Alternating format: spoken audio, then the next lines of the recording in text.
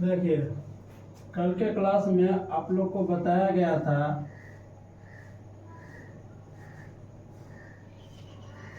Distance formula के बारे में, और सूत्र बता भी दिया गया था कि कैसे आता है। कैसे बताया गया था? अगर किसी जगह पे कोई पॉइंट ले लिया जाए इस तरह से, तो क्या करना था? अगर P Q दो पॉइंट है तो पहले क्या करना था कि इसको परपेंडिकुलर खींचिए P से OX पे, फिर Q से एक परपेंडिकुलर खींचिए, मतलब लंब खींचिए, फिर उसके बाद P से एक लंब यहाँ पे खींचिए। आप यहाँ पे देख सकते हैं क्या क्या हो जाएगा। P M दे दीजिए, N दे दीजिए। P M परपेंडिकुलर था OX के, Q N परपेंडिकुलर था OX के, फिर पी आर परपेंडिकुलर था OX के, सॉरी OX के नहीं, QN के। ये इतना परपेंडिकुलर दे दिया गया था कल के क्लास में। साथ में ही आपको ये बताया गया था कि जब इसका मान निकालते हैं तो ये अगर परपेंडिकुलर राइट एंगल ट्रायंगल है, समकोण त्रिभुज है, तो उसके लिए ये हाइपोटेनस हो जाता है, ये लंब हो जाता है और ये आधार हो जाता है, जिसमें लास्टली हम लोग को लगाया गया था h स्क्वायर बराबर p square plus b square, यानी हाइपोटेनस का वर्ग लंब और आधार के वर्ग के योग के बराबर होता है, ये बताया गया था। और उसके लिए क्या किया गया था? ये परपेंडिकुलर डालने पर ये मेजरमेंट जो है यहाँ से ON, ये ON पूरा है, इसमें से अगर इसको घटा दिया जाए तो MN निकलता, मतलब ON माइनस OM बराबर MN, ये कर दिया गया था। क्योंकि ये परपेंडिकुलर दोनों को दोनों लंब है OX पे है, तो इसका मतलब है कि MN जो है वो PR के बराबर होगा, तो PR निकल गया। दूसरा QN जो है ये पूरा QN है, इसमें अगर हम माइनस कर देते हैं RN को, तो हमारा निकलता है QR, यानी इस पूरे लाइन में से इसको अगर हम घटा देते हैं तो ये लाइन बच जाएगा, तो QR निकल जाता, QR हो गया। PR और QR ये दोनों हम लोग का निकल गया। बच क्या गया? बच गया ये पूरा का पूरा, हम QR निकल गया, ये पूरा बच गया, जिसमें बताया गया था कि PQ का स्क्वायर बराबर हो जाएगा PR के स्क्वायर प्लस QR के वर्ग के बराबर होगा, जो कि PQ का स्क्वायर बराबर लिखा गया था PR का स्क्वायर प्लस PM का स्क्वायर, ये लिखा गया था। बाद में PQ का बराबर इस पे रूट लगा दिया गया, और जिससे हम लोग को ये मालूम चला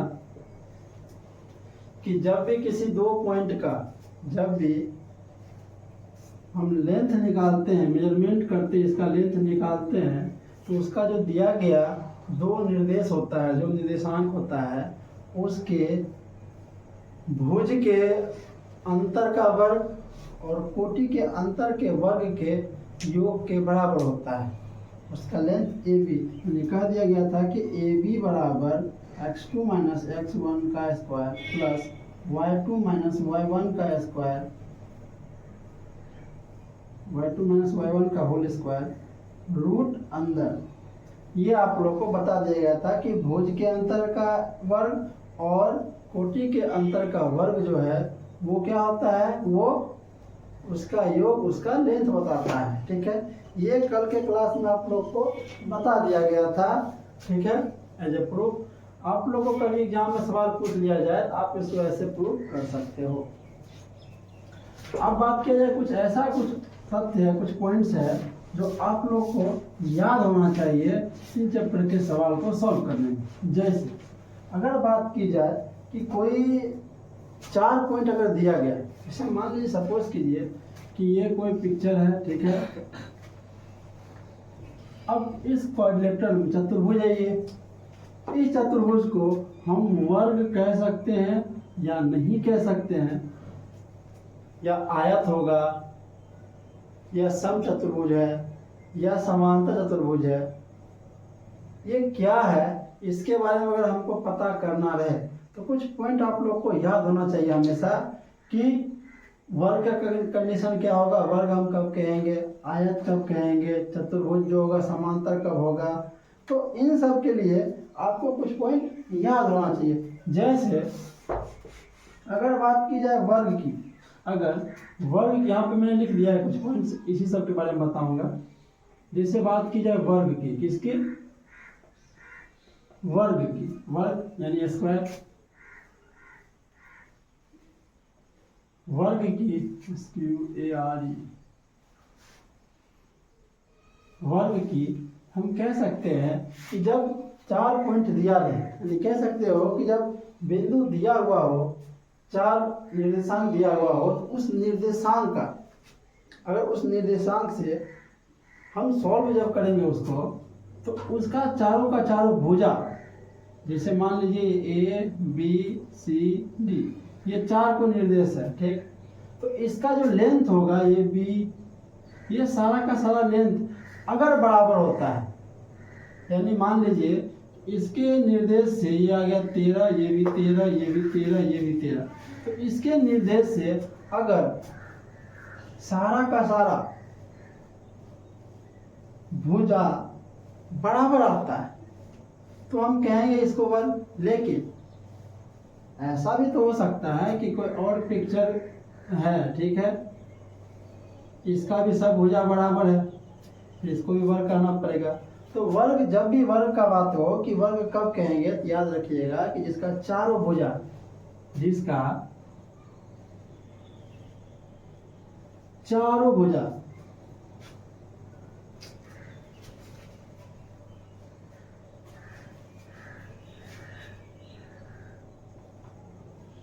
समान हो, या आप ये लिख सकते हैं कि जिस निर्देशांक का चारों भुजा, ठीक है, जिस निर्देश से चारों भुजा समान हो यानी बराबर हो, और उसके विकर्ण, विकर्ण मतलब है कि एक कोना से दूसरा कोना को मिलाया जाए और दूसरे कोने को इस कोने से मिलाया जाए, अगर ये बराबर हो। कहने का मतलब है कि वर्ग के कंडीशन में आप ऐसे भी याद रख सकते हो कि AB, BC, CD और AD, ये चारों भुजा हो गया। ये चारों भुजा जो है आपस में क्या हो, बराबर हो। दूसरा कंडीशन इसी का है कि जो विकर्ण होगा AC बराबर BD, जब ऐसा हो कि किसी निर्देश, जो निर्देश दिया गया चतुर्भुज का, उस चतुर्भुज के सभी भुजाएं आपस में बराबर हो, चारों भुजा, साथ ही उसका अगर विकर्ण भी आपस में बराबर हो, तो हम कह सकते हैं कि जो आकृति बनेगा वो क्या होगा, वो एक वर्ग होगा, ठीक है। दूसरा,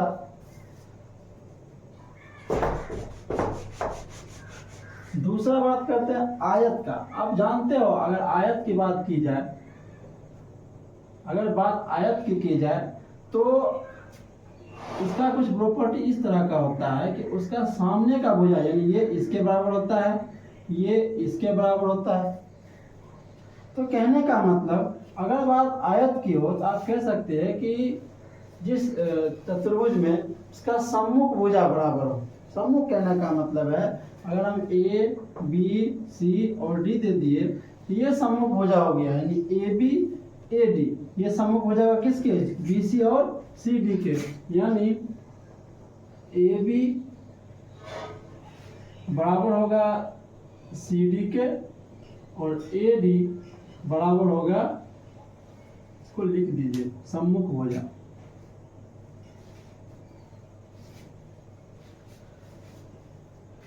सम्मुख भुजा बराबर हो, ठीक है। अब सम्मुख भुजा का मतलब हो गया यहाँ पे AB और AD। दूसरा हो गया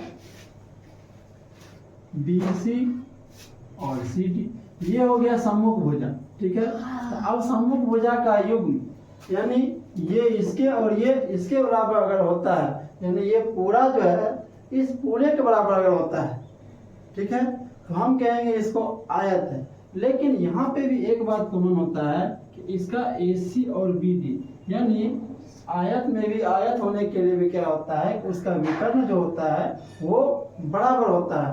कहने का मतलब है कि इसी के अनुसार हम इसको कह सकते हैं कि ए बी बराबर C D comma A D बराबर बी सी हो तथा इसका विकर्ण यानी ए सी बराबर डी बी हो, तो हम कह सकते हैं तब यह आयत होगा।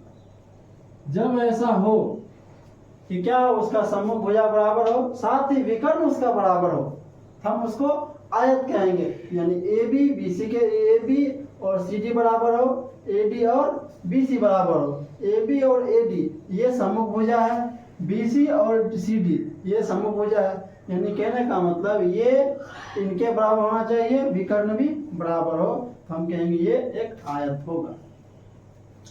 अब अगला अगर बात की जाए समचतुर्भुज का, देखिए समचतुर्भुज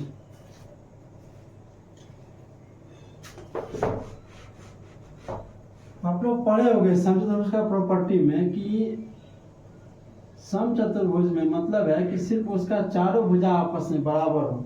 जिस आकृति का सिर्फ चारों भुजा बराबर हो हम उसको कहेंगे समचतुर्भुज।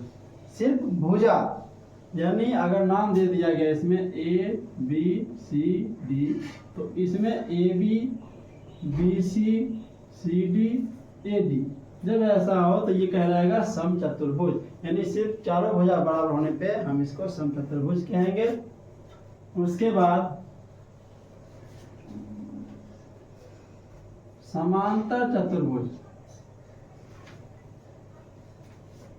समांतर चतुर्भुज में आप याद रखिए कि ये समांतर होता है, मतलब कभी ये कट नहीं सकता है, बस बढ़ते रहता है। ठीक है, तो इस केस में आप कह सकते हो कि जिसका सम्मुख भुजा जैसे आयत का था, आयत क्या था कि सम्मुख भुजा बराबर होता था साथ ही विकर्ण भी बराबर था। लेकिन समांतर चतुर्भुज में कह सकते हो कि जिसका सम्मुख भुजा बराबर हो, जिसका सम्मुख भुजा बराबर हो,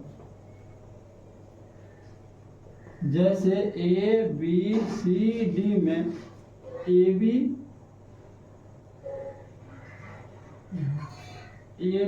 बराबर सी डी, बी सी बराबर ए बी। यानी ये सम्मुख भुजा इस सम्मुख भुजा के अगर बराबर हो तो हम ये कहेंगे समांतर चतुर्भुज है। ठीक है, समबाहु त्रिभुज। ठीक है, समबाहु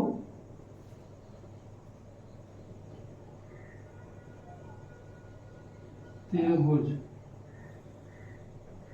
समबाहु त्रिभुज याद रखिए, आपको सवाल दिया जाएगा, जैसे लिख दिया गया ए पॉइंट दे दिया x1 y1, बी दे दिया 4,3, सी दे दिया 3,8, डी दे दिया 4,1।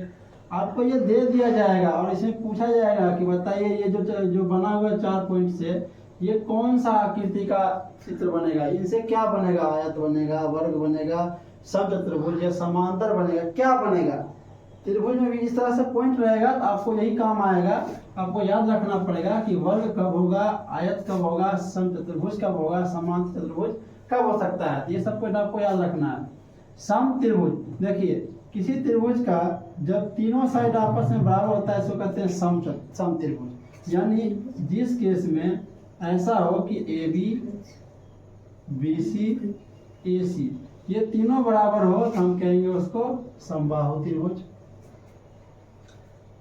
अगर इसी केस में ऐसा हो कि दो भुजा आपस में बराबर हो, ए बी सी, जैसे ए बी बराबर है ए सी के, ठीक है, ये दो भुजा अगर बराबर हो रहा है तो हम कहेंगे ये समद्विबाहु, ये कहलाएगा समद्विबाहु त्रिभुज। क्या कहेंगे इसको, समद्विबाहु त्रिभुज। अगर ऐसा हो रहा है कि कोई त्रिभुज का कोई भी भुजा 1 2 और 3 कोई भी भुजा जब बराबर नहीं हो, कोई भी भुजा बराबर नहीं हो तो उसे विषम बाहु त्रिभुज कहेंगे। यानी जब निर्देश दिया जाए, पॉइंट दिया जाए, तो A B is not equal to B C is not equal to A C. जब ऐसा हो तो हम कहेंगे इसको कि ये एक विषम बाहु त्रिभुज है। ठीक है, चलिए इसको लिखिए फटाफट।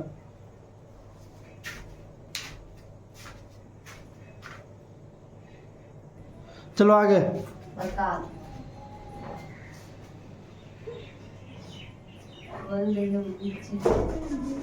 शांत रहिए, पीट देंगे।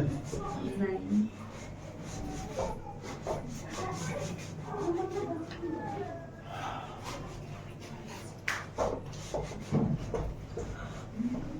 अब देखिए, आपका इसमें से 7 पॉइंट हो गया। ठीक है, अगला है समद्विबाहु समकोण।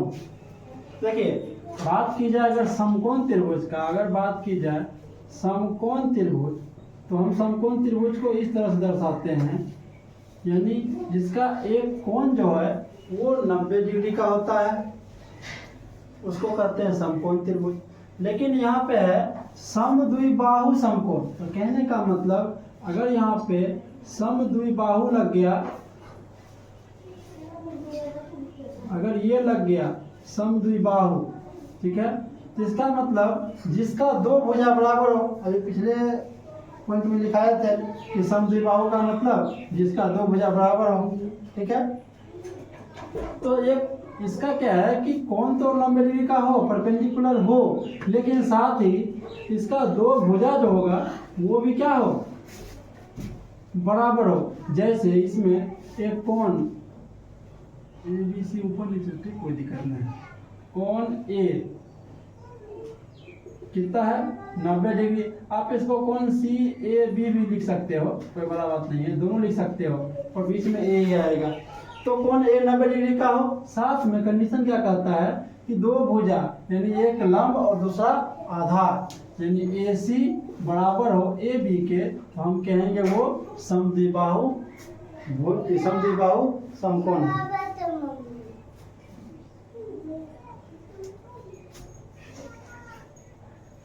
ठीक है, अब लास्ट का पॉइंट थोड़ा सा समझिए ध्यान से। ठीक है, इस पे आपको एग्जाम में सवाल देगा, इससे एग्जाम में सवाल नहीं सब भी इससे जाता है, लेकिन ज़्यादातर है कि ये सवाल कंफर्म रहता है बोर्ड के एग्जाम में। क्या है, जैसे देखिए, अगर मान लीजिए कि कोई लाइन खींच दिया गया, ठीक है, उसको कहते हैं संरेख। संरेख का मतलब होता है तो एक ही लाइन पे हो। जैसे अगर मान लीजिए पॉइंट दे दिया यहाँ पे, ये सारा का सारा पॉइंट एक ही लाइन पे है ना, A B C D, A B C D, सब का सब एक लाइन पे है। तो आपको सवाल रहेगा कि जो दिया गया है वो संरेख है या फिर नहीं है। तो उसके लिए आपको याद रखना पड़ेगा कि अगर जैसे मान लीजिए कि 3 पॉइंट है, ये रहा ए, ये रहा बी और ये रहा सी, संरेख। ठीक है, अगर ये पूरा का पूरा पॉइंट है तो हम कह सकते हैं कि A B plus B C बराबर ए सी। या होगा या नहीं होगा बताइए। ठीक है, दूसरा, अगर मान लीजिए हम इसको ऐसे भी लिख दे, बी सी प्लस बी ए बराबर ए सी होगा या सी ए होगा। इस केस में क्या हो रहा है कि हम इधर से, पहले केस में हम इधर से ले रहे थे, यहाँ से यहाँ, यहाँ से यहाँ, ठीक है, ये ले रहे थे। दूसरे में इधर से ले लिए, सी बी बी ए सी बी बी ए बराबर सी ए, या फिर कोई अगर या फिर कोई अलग से एक और लाइन दे दिया जाए, सी ए बी, इस हिसाब से, यानी इसी पॉइंट को हम कह सकते हैं सी ए बी। हम यहाँ पे क्या लिखेंगे, बी ए प्लस ए सी बराबर ए सी बी, या फिर सी ए प्लस ए बी बराबर सी बी। देखिए याद रखिएगा कि अगर पूरा का पूरा 3 पॉइंट है, अगर वो संरेख है तो उसके 2 का युग्म जो होगा, 2 बिंदु का युग्म जो होगा वो पूरे तीसरे के बराबर होगा। जैसे मान लीजिए कि ये आ गया 3 और ये आ गया 4, ये पूरा कितना होगा, यहाँ से यहाँ तक कितना होगा, 7 होगा। अगर ये 6 है, एक 5 है, ये पूरा कितना होगा, 11। अगर सवाल ऐसा भी दे दिया जाए ये 6 है, ये पूरा 11 है, तो निकल सकता है, निकाल सकते हो। ठीक है, तो ये आपका जो कुछ मुख्य बातें थी जो आपको पॉइंट याद रखना था चित्र वाला सवाल को बनाने के लिए, कि कौन सा जो बिंदु जो निर्देश दिया जाएगा उससे क्या बनेगा, ये आप लोग का था। अब आगे सबसे पहले हम लोग पढ़ेंगे दूरी सूत्र के बारे में, डिस्टेंस फॉर्मूला के बारे में पढ़ा जाएगा। अब देखिए कल आप लोग को बताया गया था, जैसे मान लीजिए कि ये A है, यहाँ से यहाँ ये B है। अगर इसका पॉइंट दे दिया x1 y1 x2 y2, तो आप लोग को बता दिया गया था कि डिस्टेंस फॉर्मूला मतलब दूरी सूत्र, दूरी सूत्र अशोका है दीर्घी का बताया गया था, रूट अंडर भुज दोनों भुजों का अंतर का वर्ग और दोनों कोटि के अंतर का वर्ग, यानी x2 माइनस x1 का square plus y2 minus y1 का स्क्वायर, ये आप लोग को बताया गया था। ठीक है, अब अगर सवाल का बात किया जाए, जैसे एक सवाल लिया जाए,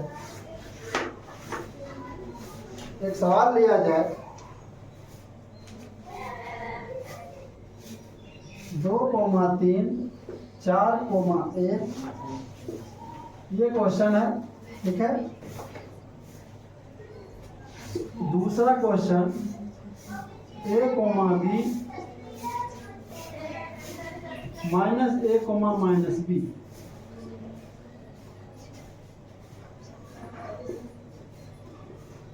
देखिए 2 क्वेश्चन ले लिया गया है, अब आपको इसको सॉल्व करना है। ठीक है, देखिए ये था सिर्फ दूरी सूत्र है, मिड पॉइंट थ्योरम भी एक होता है। अब देखिए जैसे अब अगर इसको निकाल दीजिए, मान लीजिए कि यहाँ पे कुछ नहीं दिया गया है, हम चाहे तो इसको मान सकते हैं कि ये a है और ये b है। अगर हम इसको ऐसे मानते हैं कि ये a है और ये b है, हम इसको ऐसे लिखेंगे, a इसका मतलब 2,3, b इसका मतलब 4,1, हम इसको ऐसे लिख सकते हैं। या फिर आप डायरेक्ट ही इस फॉर्मूला पे रखिए, यानी हम कह सकते हैं यहाँ पे क्या लिखाएगा उसके अनुसार, ए बी बराबर क्या लिखाएगा, x2 माइनस x1। अब यहाँ देखिए आप लोग को बताया गया था कि पहला जो टर्म्स होता है वो x होता है, दूसरा y होता है। अगर दिक्कत हो तो आप लिख सकते हो कि x1 बराबर 2, y1 बराबर 3, x2 बराबर 4, y2 बराबर 1, आप ऐसे लिख भी सकते हो। तो x2 माइनस x1 यानी x2 माइनस x1 इसका वर्ग प्लस y2 माइनस y1 इसका वर्ग अंडर रूट क्या निकल जाएगा, ए बी। अब x2 क्या है, यहाँ पे x2 क्या है बताइए तो, 4 माइनस 2 का स्क्वायर प्लस 1 माइनस 3 का वर्ग अंडर रूट ए बी बराबर 4 में 2 गया 2, 2 का वर्ग प्लस माइनस 2 का वर्ग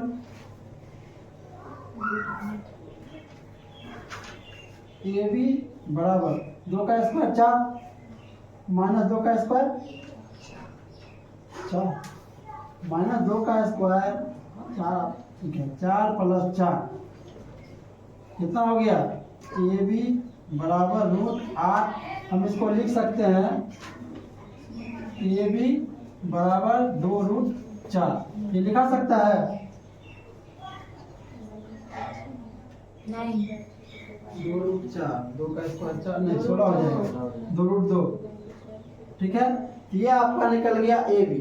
इनकेस आप इसको पॉइंट बना सकते हो कि ये पॉइंट ए है और ये पॉइंट बी है, तो हम निकाल दिए ए बी बराबर ये समझने के लिए है। बाकी आप चाहो तो डायरेक्ट इसमें सिर्फ फॉर्मूला रखिए और ये बन जाएगा। जैसे सेकेंड क्वेश्चन है तो इसमें x1 तो आपको पता है कि ये x1 हो जाएगा, ये x2 हो जाएगा, ये y1 हो जाएगा, ये x2 और ये y2। बस आपको याद रखना है कि जो पहला, जैसे मान लीजिए ऐसे दे दिया, ये रहा ए बी सी डी ई, अगर ऐसे दे दिया तो क्या करोगे, तो बस नंबर बढ़ते जाएगा। जैसे ये हो गया x1 y1, ये हो जाएगा x2 y2, ये हो जाएगा x3 y3, ये x4 y4, ये x5 और y5। ये याद रखिएगा आपको, जितना पॉइंट दिया गया है तो वो आगे बढ़ते जाएगा तो उसका बस नंबर बदलते जाएगा।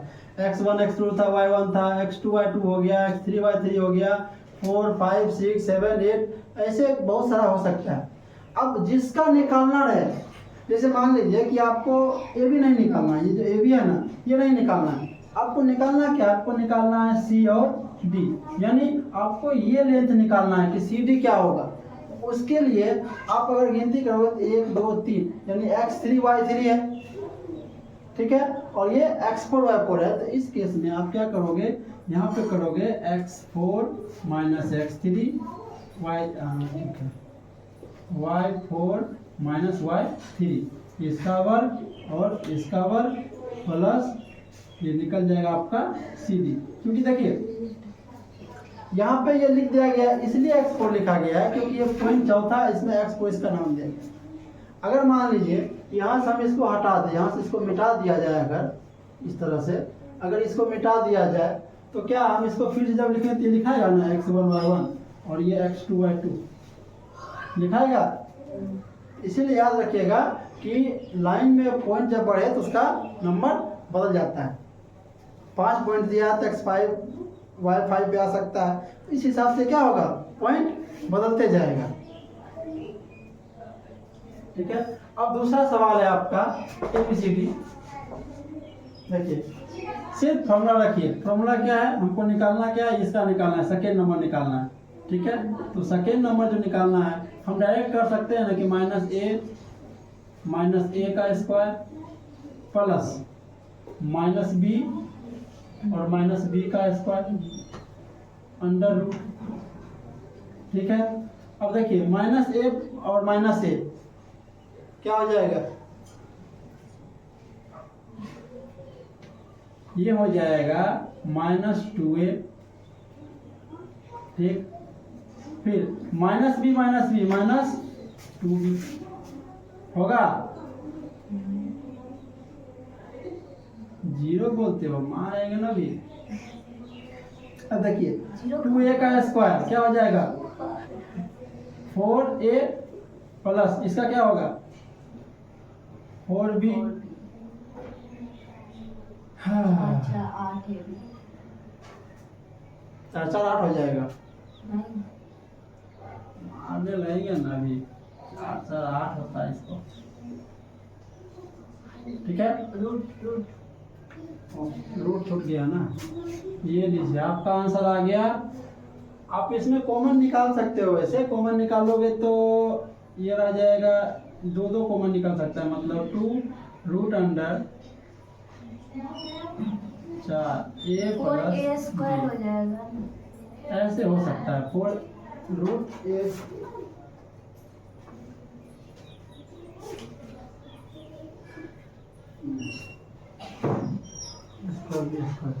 कॉमन निकालना है ना, कॉमन भी निकाल सकते हैं। जैसे यहाँ पे इस हिसाब से लिख सकते हो 4a square plus b square, फिर इसमें से 2 बाहर निकाल लीजिए, 2 root under a square plus b। Square भी तो बाहर निकल सकता है, यानी फिर नहीं निकलेगा, बताइए। निकलेगा ना।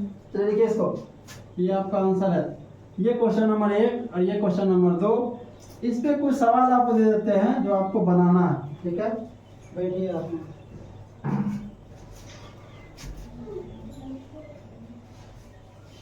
एक क्वेश्चन लिख लीजिए, -5 7 -1 3। ये क्वेश्चन लिखिए, ये बनाना है आपको, अभी बनाना है, जल्दी जल्दी बनाना है।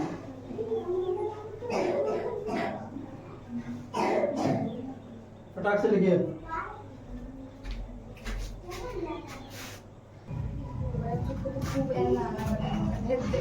चलिए एनसीईआरटी के एग्जाम्पल का सवाल आप बना के आइएगा, ठीक है। जैसे इसे आपको पता करना है कि त्रिभुज बनेगा या नहीं, मॉडल का है।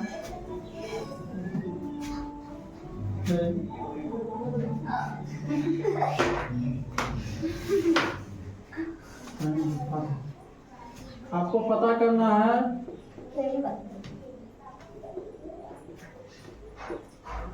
और 2,3, ठीक है।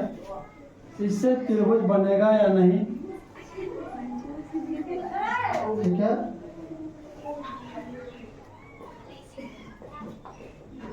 त्रिभुज बनते हैं या नहीं, आपको ये पता करना है।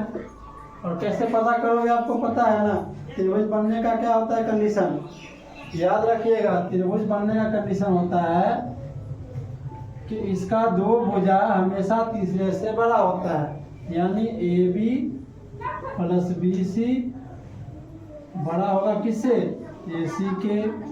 AC + CB ये बड़ा होगा किससे, CA, यानी AC + AB बड़ा होगा किससे, BC के। AB 1 2 CA + AB, ठीक है। हमेशा याद रखिएगा, इसका जोड़ने पे इससे बड़ा, इसको जोड़ने पे इससे बड़ा, इसको और इसको जोड़ने पे इससे बड़ा। हमेशा 2 भुजा का योग जो होता है तीसरे से बड़ा होता है। ये ट्रायंगल की प्रॉपर्टी है। जो आपको इसे चेक करना है कि ये इससे त्रिभुज बनेगा या फिर नहीं बनेगा, आपको थोड़ा हिंट दे दिया गया है, बाकी आप यहाँ पे खुद सॉल्व कीजिए, ठीक है। दूसरा क्वेश्चन आपको दिया जाता है एग्जाम्पल डिस्टेंस, यानी दूरी निकालने के लिए, ठीक है। दूरी ज्ञात करना है, ठीक है। दूरी ज्ञात करना है। कुछ सवाल क्या देते हैं, 6,3 4,1 8,6 6,-4। ये रहा आपके पास 3 सवाल है जो आप लोग को बना के आना है। बाकी अगले क्लास में आप लोग का 7.1 का हर प्रॉब्लम सॉल्व कर दिया जाएगा, कुछ सवाल का तरीका बता दिया जाएगा। चलिए आपका क्लास खत्म।